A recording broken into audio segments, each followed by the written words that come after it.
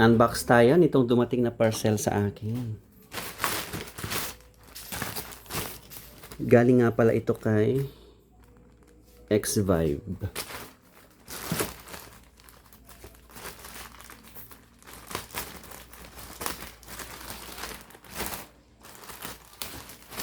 Ito rin yung brand na pinadala sa atin na Bluetooth receiver nung nakaraan. So, ngayon naman ang pinadala sa atin ay itong mainit-init pa na audio tester. No? So, unboxing lang muna ito ha. Sa mga magtatanong ng price, hindi ko pa alam ang price nito. Pinadala lang ito sa atin. Hindi ko siya binili. Thank you for sponsoring this, X-Vibe. Ayan na siya. AT1 Portable Audio Tester.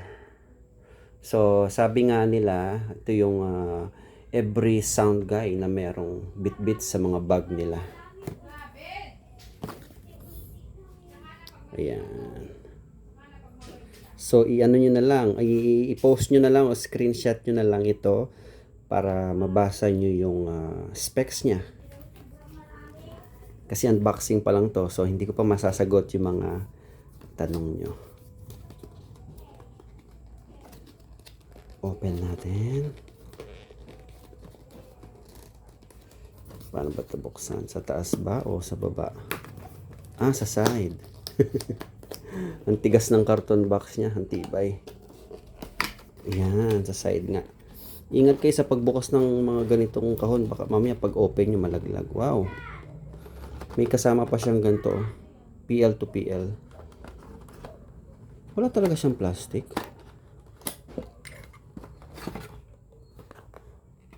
Unahin natin tignan yung laman ng box. Wow! May kasamang pouch. Oh, may belt holster pa. So, napaka-handy.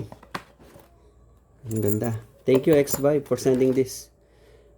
And it also has USB type B to type C.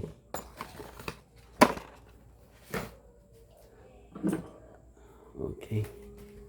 So, ito na siya. So, battery powered dyan since meron siyang charging port dito which is yung type C.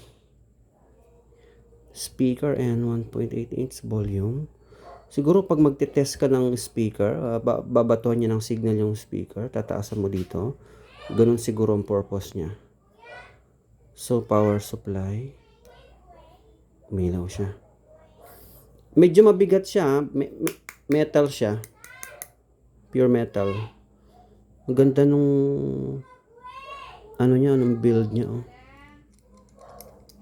Ang ganda nung build niya.